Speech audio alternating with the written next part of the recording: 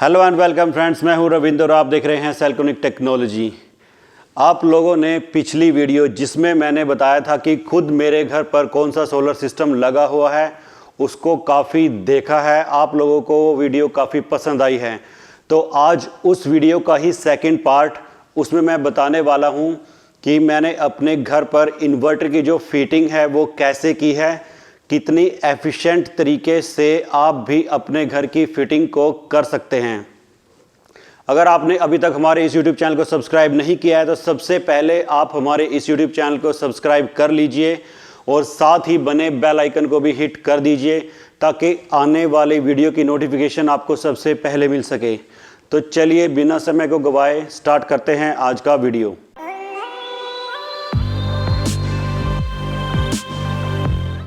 तो फिटिंग दिखाने से पहले हम थोड़ा सा थ्योरी को समझ लेते हैं। यहाँ पर आपको 3 बस बार लगाने होंगे 3 फेज़ इन्वर्टर के केस में। तो ये आपको मार्केट में इजीली मिल जाएंगे। हर एक बस बार में यहाँ पर 4 बार्स रहती हैं।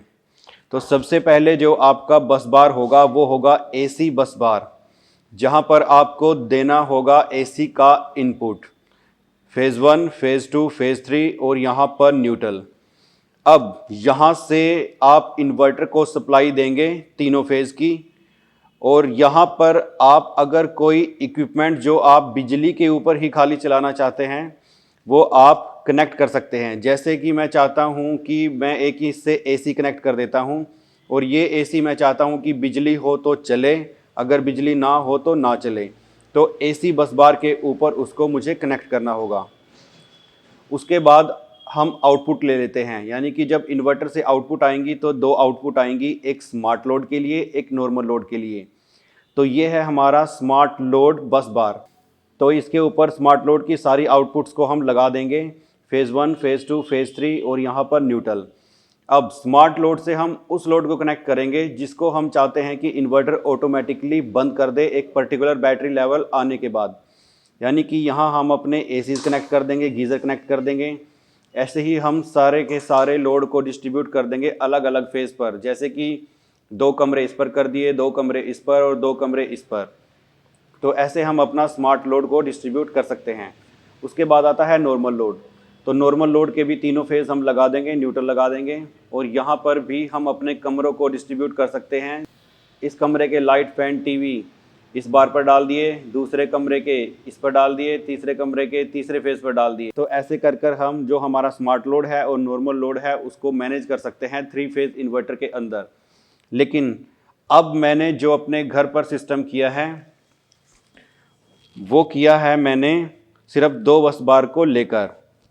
तो इसमें से जो एसी बस बार है वो सिंपल रहेगा, आपका फेज़ 1, फेज़ 2, फेज़ 3 न्यूट्रल वो एसी बस बार पर कनेक्ट होगा और यहाँ से ही इन्वर्टर को सप्लाई जाएगी। लेकिन दूसरे बस बार में ही मेरा काम चल गया है, यानी कि मैंने 3 बस बार की बजाय सिर्फ 2 बस बार में ही अपना काम चला लिया है। अब उसके लिए मैंने क्या किया है, देखिए, इनपुट तो आपका बिल्कुल सेम ही रहेगा, लेकिन आउटपुट पे मैंने सिर्फ एक ही बस बार का यूज़ किया है। अब बता देते हैं कि कैसे मैंने इसको स्मार्टली यूज़ किया है। सबसे पहले मैंने स्मार्ट लोड का जो फेज़ 1 है वो पहले बार के अंदर दिया है, फिर स्मार्ट लोड का जो सेकंड फेज़ है वो दूसरी बार के अंदर दिया है, फिर मैंने नॉर्मल लोड का जो थर्ड फेज़ है वो इस बार के अंदर दिया है, और ये रहा न्यूट्रल। अब मैंने 2 एसी और 1 गीज़र को पहले स्मार्ट लोड से जोड़ दिया है, फिर 2 एसी और 1 गीज़र को दूसरे स्मार्ट लोड से जोड़ दिया है, और तीसरे में मैंने जितने भी लाइट, टीवी, फैन और जो हल्का लोड है वो मैंने इस बार से जोड़ दिया है। तो अब मैंने स्मार्टली इस कनेक्शन को कर दिया है, जिसके बाद मेरे घर में कभी भी ब्लैकआउट नहीं होता है। जैसे ही बैटरी जो है वो सेट किए हुए पर्टिकुलर लेवल के ऊपर आती है तो ये जो 2 बार्स के ऊपर जो भी लोड कनेक्ट है स्मार्टली वो बंद हो जाता है, और जो मेरा नॉर्मल लोड है वो चलता रहता है। तो इस तरीके से आप अपने घर की फिटिंग को कर सकते हैं। तो फिर से हम आ चुके हैं अपने इन्वर्टर के पास, और इस इन्वर्टर के साथ जो बॉक्स लगा हुआ है इस बॉक्स के अंदर ही हमारी सारी फिटिंग्स हैं। तो चलिए आइए इस बॉक्स को ओपन करते हैं और फिटिंग्स को देख लेते हैं। तो ये है हमारी सारी फिटिंग्स। अब देखिए यहाँ पर कैसे स्मार्ट तरीके से इन बस बार का यूज़ किया गया है। अब देखिए ये वाला जो बस बार है वो है हमारा एसी बस बार, और जो ये बस बार है वो है हमारा इन्वर्टर का बस बार। देखिए कोई भी अगर आप बस बार ख़रीदते हैं मार्केट से तो वो 3 फेज़ बस बार होता है। आइए इसको ओपन कर लेते हैं। ये देखिए पहले हम अपने एसी बस बार को समझते हैं। तो ये है हमारा एसी बस बार। अब एसी बस बार में यहाँ पर देखेंगे आप 4 बार्स को दिया गया है। सबसे पहले फ़ेज़ 1, फ़ेज़ 2, फ़ेज़ 3 और यहाँ पर न्यूट्रल। अब एसी बस बार से आप जो सप्लाई है वो आगे इन्वर्टर को देंगे, और जो भी इक्विपमेंट आप एसी पर चलाना चाहते हैं तो उसको यहाँ से डायरेक्ट जोड़ देंगे। जैसे मैं कोई एसी चलाना चाहता हूँ कि वो बिजली आने पर ही चले, बिजली जाने पर बंद हो जाए, तो मैं उसको यहाँ पर डायरेक्ट जोड़ दूँगा। तो देखिए ये बिल्कुल सिंपल सी फिटिंग है, और यहाँ पर अगर आप गौर करेंगे तो हर एक वायर में पहले थिम्बल को लगाया गया है, और थिम्बल लगाने के बाद उसको बार के साथ कनेक्ट किया गया है, जिससे कि इसमें कोई भी लूज़ पॉइंट नहीं रहेगा, और कभी भी स्पार्किंग के थ्रू यहाँ पर कोई भी वायर गर्म नहीं होगी। वायर पिघलने का यहाँ पर कोई भी ख़तरा नहीं है।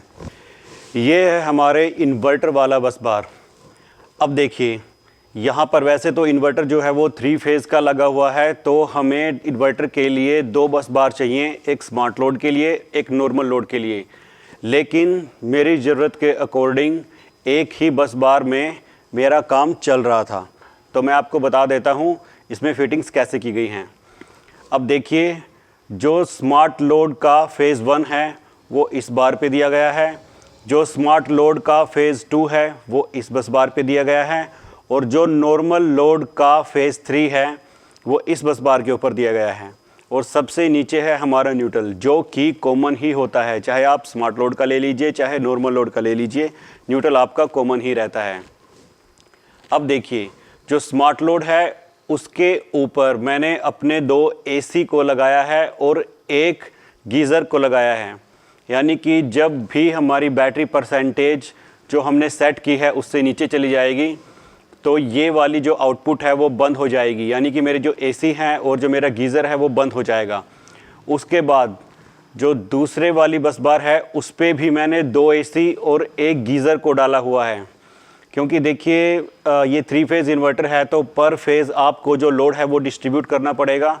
तो मैंने पहले लोड को स्मार्ट लोड फ़ेज़ 1 के ऊपर डिस्ट्रीब्यूट किया है, दूसरे हैवी लोड को स्मार्ट लोड फ़ेज़ 2 के ऊपर डिस्ट्रीब्यूट किया है, और जो यहाँ पर तीसरा बचता है उसके ऊपर मैंने नॉर्मल लोड लगाया है। अब नॉर्मल लोड में मेरा टीवी हो गया, मेरे फ़ैन हो गए, मेरी लाइट्स हो गई, जो भी हल्का लोड है वो इस बस बार से चलता है। जब भी बैटरी की जो SOC है वो डाउन होगी मेरे एक पर्टिकुलर सेट किए लेवल से, तो ये जो 2 बार्स हैं स्मार्ट लोड के लिए वो बंद हो जाएंगी, तो खाली मेरा नॉर्मल लोड चलता रहेगा। इससे क्या होगा कि मेरे घर में कभी भी ब्लैकआउट की सिचुएशन नहीं होगी, हमेशा मेरे घर की लाइट ऑन रहेगी। अब बात कर लेते हैं इस बॉक्स की। अब देखिए यहाँ पर 3 कलर की वायर आपको दिख रही होगी और चौथा न्यूट्रल, यानी कि 3 फेज़ जो सप्लाई है सबसे पहले यहाँ पर आई है। इस MCB को अगर मैं काट देता हूँ तो ये पूरी की पूरी सप्लाई चेन बंद हो जाएगी। तो सबसे पहले आपको या तो ग्रिप का इस्तेमाल करना है या फिर MCB का इस्तेमाल करना है, जहाँ पर लाइट सबसे पहले आपके घर में एंटर होती है। उसके बाद यहाँ से जो सप्लाई है वो हमारे बस बार के अंदर जाती है, जो कि एक AC बस बार है। अब जो हमारे इन्वर्टर बस बार से वापस सप्लाई आई है, यानी कि जो सप्लाई मेरे घर के अंदर गई है, उनको मैंने इन MCB से गुजारा है। ये देखिए ये रूम की और बाथरूम की अलग अलग MCBs हैं, यानी कि किसी भी रूम की अगर सप्लाई काटनी है तो यहाँ से मैं काट सकता हूँ, बाथरूम की सप्लाई काटनी है तो ये भी मैं यहाँ से काट सकता हूँ, या फिर घर में कोई भी शॉर्ट सर्किट कहीं बाथरूम में होता है, किसी कमरे में होता है, किसी इक्विपमेंट के अंदर होता है, तो ये MCB ट्रिप हो जाएगी। तो इससे जो है कोई भी फिटिंग जलने का ख़तरा है वो बिल्कुल टल जाएगा। अब देखिए एक इम्पोर्टेंट बात इस वीडियो में मैं आपको और बता देता हूँ कि ये है हमारी SPD। अब देखिए इस एसपीडी को मैंने इन्वर्टर के बॉक्स में ना लगाकर एक अलग से बॉक्स में लगाया है, वो भी लोहे के बॉक्स में। अब देखिए कई बार क्या होता है कि नॉर्मल कंडीशंस में तो जो आपकी एसपीडी है उसकी जो ये रिफ़िल रहती है वो यहाँ पर रेड हो जाती है, यानी कि आप रिफ़िल बदल सकते हैं या फिर एसपीडी बदल सकते हैं। लेकिन कई केसेस में क्या होता है कि सर्ज बहुत ज़्यादा होता है जिससे कि एसपीडी में आग भी लग सकती है। तो इसलिए मैंने इसको अलग से यहाँ पर लगाया हुआ है कि अगर आग लगती है तो अलग से ही एक बॉक्स है, इसकी वजह से मेरा कोई और बॉक्स नहीं जलने वाला। अब हम इन्वर्टर के साथ भी अलग से एसपीडी बॉक्स से बाहर देने लग गए हैं, क्योंकि उससे क्या होगा कि अगर कोई चांस हुआ कि एसपीडी जली तो वो बॉक्स से बाहर ही जल जाएगी, बॉक्स को उससे कोई नुकसान नहीं होगा।